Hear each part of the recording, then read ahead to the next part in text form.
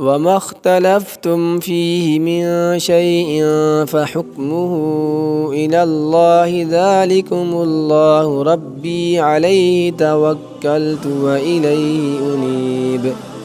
فاطر السماوات والأرض جعل لكم من أنفسكم أزواجا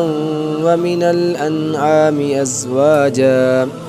يذرأكم فيه ليس كمثله شيء وهو السميع البصير له مقاليد السماوات والأرض يبسط الرزق لمن يشاء ويقدر إنه بكل شيء عليم شرع لكم من الدين ما وصى به نوحا والذي أوحينا إليك وما وصينا به إبراهيم وموسى وعيسى أن أقيموا الدين ولا تتفرقوا فيه كبر على المشركين ما تدعوهم إليه الله يجتبي إليه من يشاء ويهدي إليه من ينيب وما تفرقوا إلا من بعد ما جاءهم العلم بغيا بينهم ولولا كلمة سبقت من ربك إلى أجل مسمى لقضي بينهم وإن الذين أورثوا الكتاب من بعدهم لفي شك منه مريب فلذلك فادع واستقم كما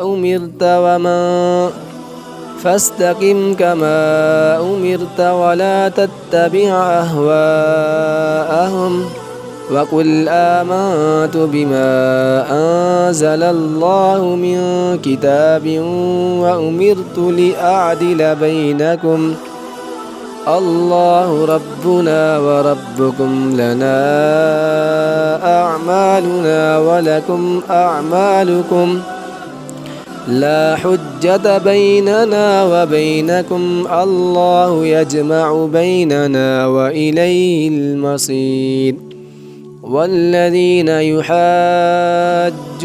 في الله من بعد ما استجيب له حجتهم داحضة عند ربهم وعليهم غضب ولهم عذاب شديد الله الذي أنزل الكتاب بالحق والميزان وما يدريك لعل الساعة قريب يستعجل بها الذين لا يؤمنون بها والذين آمنوا مشفقون منها ويعلمون أنها الحق ألا إن الذين يمارون في الساعة لفي ضلال بعيد الله لطيف بعباده يرزق من يشاء وهو القوي العزيز